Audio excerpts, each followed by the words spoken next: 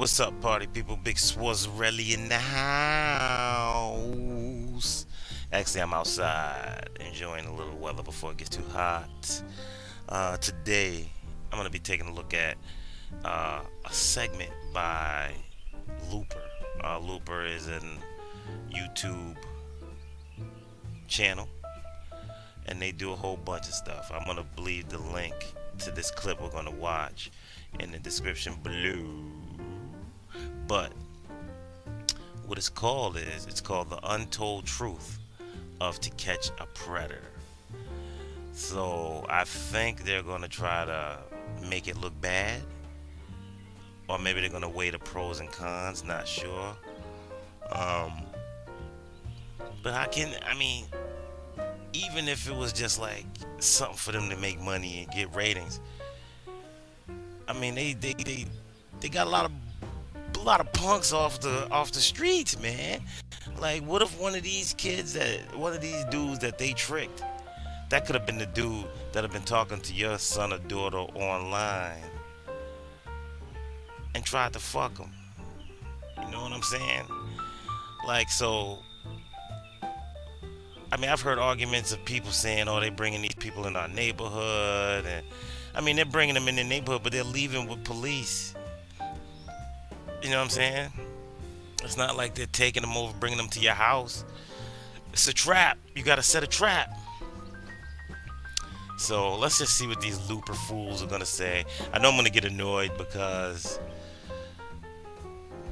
I just got a feeling they're just gonna try to put shade on something that sparked mad awareness, man. Like, I've seen so many different people out here trying to bust these people.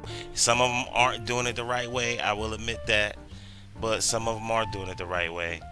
And as long as the police get involved and get the dudes off the street, I don't see the harm in it. You know what I mean? So let's check out Looper. And oh, by the way, there'll be no fuel up today. I think I'm coming down with a cold and my throat's a little sore. So I'm gonna lay off for a couple of days. And you know, hope that helps a little. When I get sick, I usually don't smoke. So I feel it coming on. I feel it. Can you feel it? Boom, boom, boom. Can you feel it? Yeah, I feel it. All right, so let me stop running my mouth and let's get to the Looper segment of the untold truth of To Catch a Predator, baby.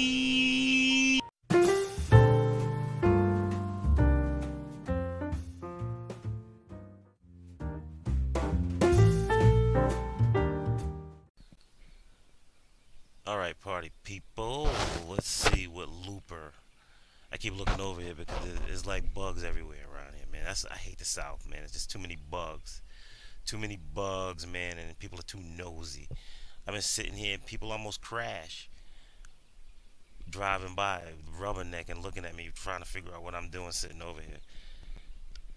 People are so nosy down south. Jeez. All right, that's enough down south ranting. Um, let's see what Looper has to say about To Catch a Predator. I know they're gonna piss me off about something. They're gonna say something stupid, or they're gonna downplay the good stuff that the show's done. You know what I mean? I have no doubt that every predator that was caught, that was one kid whose butt was safe. You know what I mean? To Catch a Predator saves anuses. Did To Catch a Predator perform a public service, or was it just another ratings-hungry reality series? First of all, what TV show is produced with the purpose of not getting ratings and making money? You know what I mean? They figured out a way that they can make money and help at the same time. And shoot, if I can make $1 million and feed a bunch of people at the same time, I'm gonna do it. However you feel about NBC's hit program, we've dug up a collection of behind-the-scenes details that might change your opinion. questionable content. Almost instantly, To Catch a Predator caused a stir amongst reporters who felt the segment went too far, not just in content, but in execution. CBS News' Brian Montopoli accused the series of being interested in nothing more than ratings, arguing it didn't operate with enough journalistic integrity. What integrity? I don't get it. What are they looking for? They're tricking perverts into jail. I mean, like, what kind of journalistic integrity are they talking about? I'm lost already. What? Yes, it was a grab for ratings, but what isn't? And I don't get it. I don't get it. I mean, it's not like these stupid Housewives of Beverly Hills shows that serve no purpose. They serve no purpose. They're the stupidest shows. Nobody's complaining about them, and all they do is show the negativity in people. This is at least showing, an action against the negativity of some type of people. You know what I mean? This is like, I don't get it. I don't get it. Furthermore, Montopoli accused the segment of taking the law into its own hands by publicly exposing child molesters on national television. Harsh as his opinion of the show might be, Montopoli also made it clear he feels no sympathy for the men exposed through its efforts. Entrapment or enticement? Anyone I in the hope his business kid of is rooting never out enticed. illegal behavior runs the risk of being accused of entrapment. But according to Dateline correspondent Entrapment is different. I'm pretty sure entrapment is if the decoy came on to them first. If the decoy came to them and was like, "Hey, I'm 14. You want to come over and fuck?" That's entrapment. But they just showed up in the room and they come after them.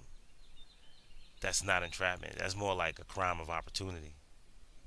Stone Phillips, there's a fine line between entrapment and enticement, and it's always clear that the show's targets are no strangers to predatory practices online. Clearly, no arms are twisted to get these men to engage in sexually explicit online chats. That's right. And since the stated intent of the house visit is to have sex with a minor, the ultimate responsibility lies with the men who come knocking on the door, no matter who initiates the meeting. Don't mess with Texas. Not all the perps collared by the show have been given the punishment they seem to deserve.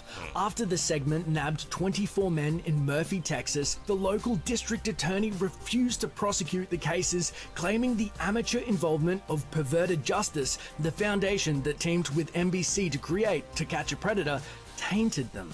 The DA had backup. Are you kidding me? Wait, so out of those 24 molesters, they refused to prosecute them? Are you kidding me?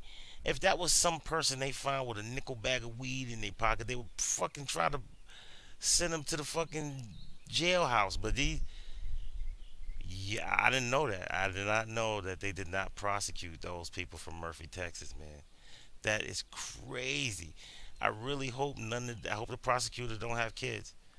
You know what I'm saying? Because if they do, I really hope nothing happens to them online, because it would be such a messed up situation if one of the guys they failed to prosecute got one of their kids. You know what I'm saying? It's kind of like how Spider-Man, he should have killed the dude that robbed the promoter, the wrestling promoter he was working for. If he would have stopped that dude, his uncle wouldn't have got killed. You know what I'm saying? Now they let these dudes go, and some other people's kids are paying for it. From Murphy's mayor, who said that even though the men in question deserved punishment, the involvement of a television show raised questions. Local What residents questions? were also furious that the show lured pedophiles to their town and to a house only 2 blocks from a school. Death of a Yeah, but they didn't bring the kids to the school, and it was at night. Even if it was in the daytime, the predators are making a beeline to this house, and they're not leaving the house. without being in cuffs.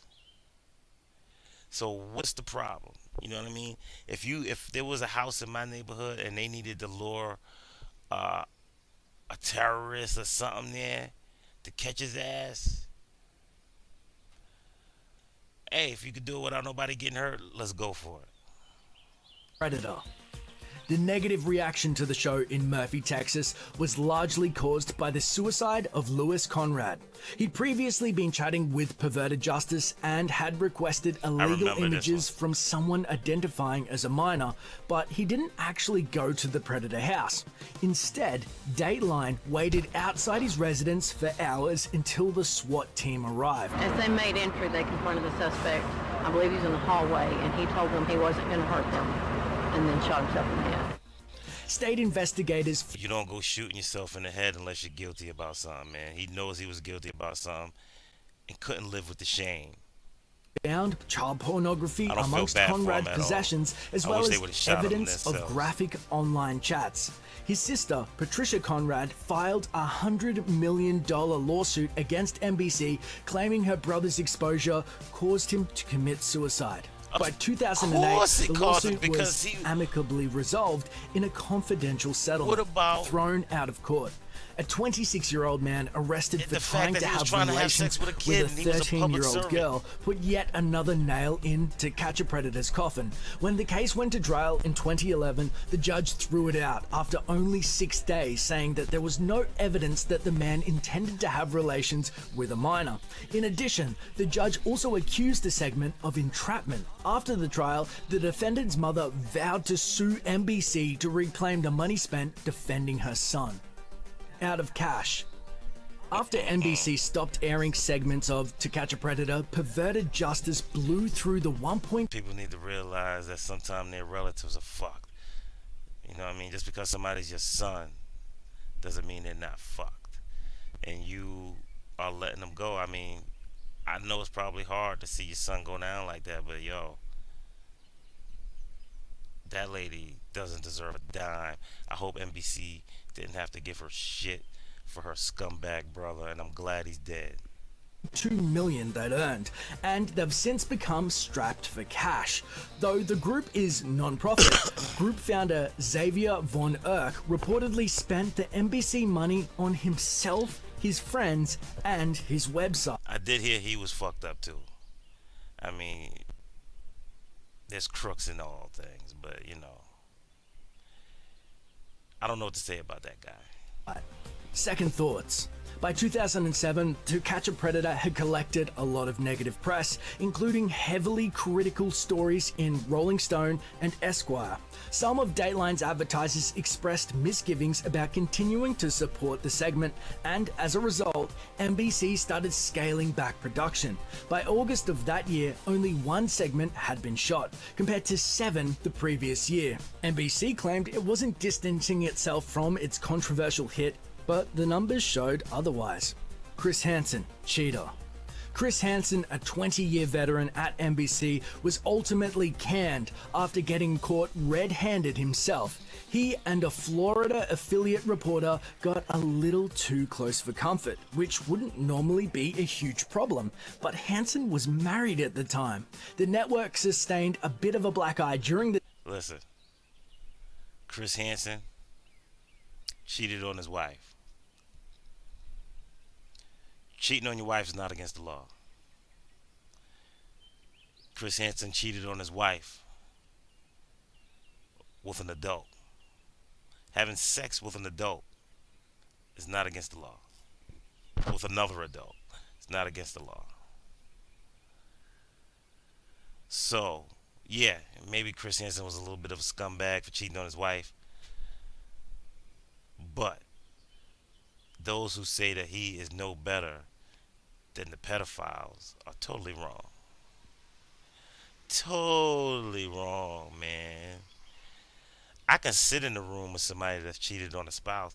I can't sit in a room that's somebody that's cheated on their spouse trying to bang a little kid.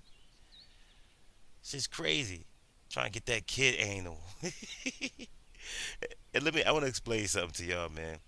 I know sometime when I talk about these predators and the actions they're gonna take with these kids, I cut no corners.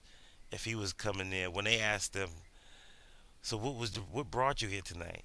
Sometimes I'll say something like 14-year-old vagina, you know what I'm saying, or kid butt, or whatever. But what I'm trying to do is make you see how gross it is when you hear it out loud. You know what I'm saying? When you hear it out loud, it may be funny, but it's gross.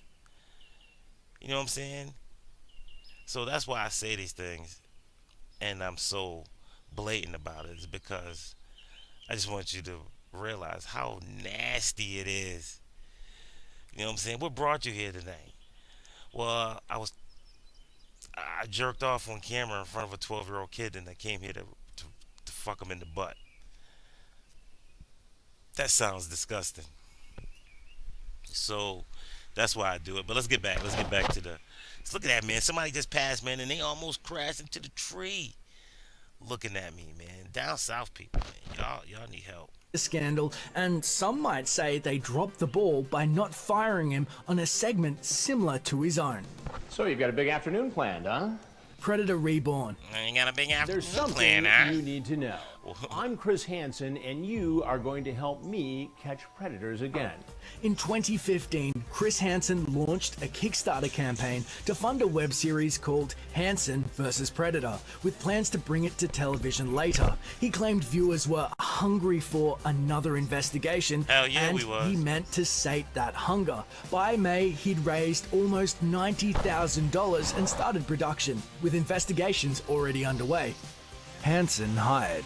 In August 2016, Hansen was hired to host the nationally syndicated series Crime Watch Daily, which celebrated his arrival by... Somebody just drove in here on a scooter, some kids. But let's continue. I hope it didn't make too much noise and you were still able to hear what they were saying. renaming itself Crime Watch Daily with Chris Hansen. As part of the deal, Chris he Hansen have agreed enough to money make to make his his own Hansen vs. Predator show web series part of the and just reap program. the benefits? Predators around the world, you're on notice. With your help, I'll get that next group of predators very soon. Thanks for Chris watching. Hansen's face Subscribe look to our like melon. YouTube channel to watch more videos like the one you just saw, Like and we leave made us a candle comment to wax let and us need know to what you think of To Probably do Catch some a jowl Predator. work. Alright, party people. That was Looper's Untold Truth about To Catch a Predator. And I know they were, I can't tell if they were pro or con, or if they were just indifferent and just stating facts. But me personally, I don't see any downside to Catch a Predator. You know what I mean? Like, it's saved for every person that they stop that saved a kid. They don't, I mean, do they realize that that's a kid that is not getting banged or forced to blow some 50-year-old loser or scarring yourself? You know what I'm saying? Like, I don't know, man. It's like how they deal with these racist ass cops out here, man. Like they'll shoot somebody, then they'll give them paid leave, and then they'll get off. You know what I'm saying? These predators, they do all this stuff, send these pics and all this stuff, but then the courts just let them off. I don't know what it is, but it's messed up. But Looper, like I said, they stated the facts. But To Catch Predators, I mean, I remember the first time I watched that shit. I think the first guy I ever watched on To Catch a Predator was Palumbo. Palumbo was the first Predator. And I remember that I've ever watched. And I remember just laughing at the way he tried to give an excuse, or the way he tried to deny that he was gay. And I mean, to me, a pedophile, if you're a pedophile and you're a male and into boys, you're not gay. You're a pedophile. Gay people have sex with adults. That's just how I feel. You know what I'm saying? Pedophile. I honestly think these pedophiles that are after boys, if it was a young girl, that they still bang. I think it's the age. I don't think it's the sex. But I could be wrong. Alright, people. Y'all know what to do. Hit the bell, hit like, leave a comment, do all that other good stuff for your boy Big Swarzarelli. I can't even say my own name, Big Swarzarelli. The Big Swazoo, the Swarza Negro. Subscribe!